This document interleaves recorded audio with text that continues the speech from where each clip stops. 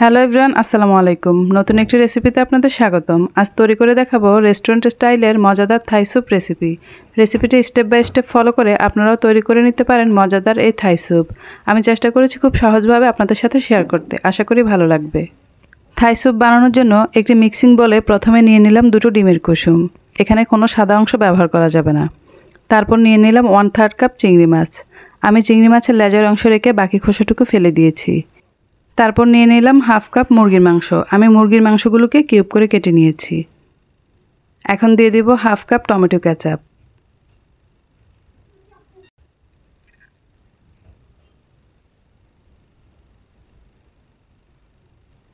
এখন দিয়ে দেব 1/3 cup chilli sauce.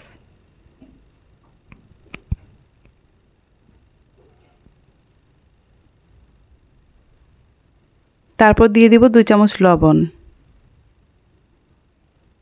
দিয়ে দিব 1 টেবিল চামচ চিনি।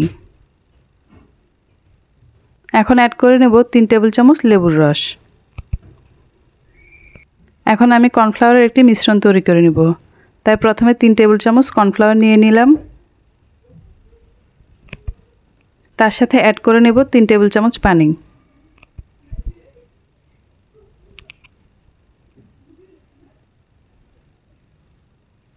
এখন একটি চামচের সাহায্যে কর্নফ্লাওয়ার ও পানি ভালোভাবে মিশিয়ে নিয়ে বাটিতে থাকা উপকরণের উপর দিয়ে দিব।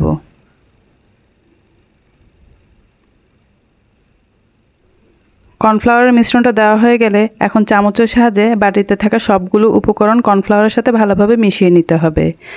প্রথমে ডিমের কুসুমটাকে ভালো করে ফেটিয়ে নিয়ে সবগুলো উপকরণ ঘুরিয়ে ঘুরিয়ে মিশিয়ে নিতে হবে। এই কাজটা একটু সময় নিয়ে করতে হবে, এতে করে সবগুলো উপকরণ ভালোভাবে মিশে যাবে। সবগুলো উপকরণ যদি ভালোভাবে না মিশে রান্নার সময় দলা পেকে যেতে পারে। এখন স্যুপটা রান্না করার জন্য চুলায় একটি প্যান বসিয়ে তার মধ্যে দিয়ে দিব 1 টেবিল চামচ বাটার। বাটারটা ভালোভাবে মেল্ট করে নেব। বাটারটা ভালোভাবে মেল্ট হয়ে গেলে এর মধ্যে দিয়ে দিব 1 চামচ আদা ও রসুন কুচি। আদা ও রসুন কুচিগুলোকে ভালো করে বাটারের সাথে মিশিয়ে ভেজে নিব। কিছুক্ষণ ভাজার পর খুব সুন্দর একটা ফ্লেভার বের হবে। রসুন কুচিগুলো ব্রাউন কালার হয়ে আসলে এর মধ্যে দিয়ে দিব 1 চামচ লাইট সয়া সস। তারপর দিয়ে দিব 1 চামচ মরিচের গুঁড়া। মরিচের গুঁড়াটা ভেজে নিয়ে এর মধ্যে দিয়ে দিব তৈরি করে রাখা মিশ্রণটা।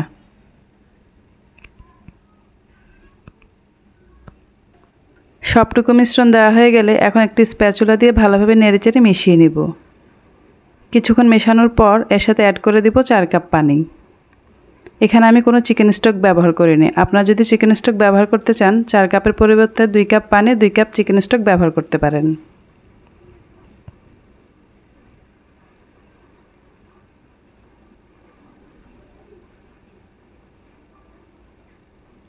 এখন একটি স্প্যাচুলা দিয়ে পানির সাথে ভালোভাবে মিশিয়ে নেব। ভালোভাবে মেশানো হয়ে গেলে 10 মিনিটের জন্য হাই হিটে রান্না হতে দেব।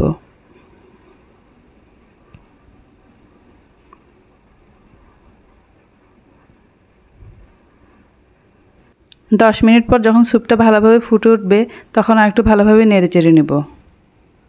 ভালোভাবে নেড়েচেড়ে এর মধ্যে দিয়ে দিব 3 টুকরা আদা। তারপর দিয়ে দিব ফালি করে কেটে রাখা 3টা কাঁচামরিচ। এরপর এর মধ্যে দিয়ে দিব লেমন গ্রাস। থাই স্যুপের মধ্যে রেস্টুরেন্টের মতো ফ্লেভার ও স্বাদ পেতে হলে লেমন গ্রাস অবশ্যই ব্যবহার করতে হবে। লেমন গ্রাস দিলে থাই স্যুপের মধ্যে সুন্দর একটি অ্যারোমা ছড়ায়, তাই চেষ্টা করবেন থাই স্যুপের মধ্যে লেমন গ্রাস ব্যবহার করতে। লেমন গ্রাস দেওয়ার পর লো হিটে 5 মিনিট রান্না করে নেব। এর বেশি রান্না করা যাবে না, কারণ খুব বেশি রান্না করলে মাংসের জুসিনেসটা কমে যাবে। আস্তে আস্তে রান্না করার পর 5 মিনিটের মধ্যে স্যুপের কালারটা চেঞ্জ হয়ে যাবে। 5 মিনিট রান্না করার পর স্যুপে খুব সুন্দর একটি কালার চলে এসেছে এবং স্যুপটি ভালোভাবে ঘন হয়ে গেছে। এখন চুলা থেকে নামানোর আগে একটু গোলমরিচ ক্রাশ করে নেব। এখানে আমি 1/2 চামচ গোলমরিচ ক্রাশ করে নিয়েছি। এখন ভালোভাবে মিশিয়ে চুলা থেকে নামিয়ে সার্ভ করে নেব। তৈরি হয়ে গেল আমার মজাদার থাই স্যুপ। রেসিপিটি ভালো লাগলে চ্যানেলটি সাবস্ক্রাইব করে পাশে থাকা বেল আইকনটি প্রেস করে দিবেন। এতে করে আমি কোনো নতুন ভিডিও দিলে তার নোটিফিকেশন আকারে আপনার কাছে চলে যাবে। রেসিপিটি স্টেপ বাই স্টেপ ফলো করে আপনিও তৈরি করে নিতে পারেন মজাদার এই থাই স্যুপ। আজকের ভিডিওটি কেমন লাগলো তা কমেন্ট বক্সে অবশ্যই জানাবেন। আর ভিডিওটি ভালো লেগে থাকলে একটি লাইক দিয়ে যাবেন। নেক্সট ভিডিও দেখার আমন্ত্রণ জানিয়ে এবং আপনাদের সুস্থতা কামনা করে আজকের ভিডিওটি এখানেই শেষ করছি। সবাই ভালো থাকবেন।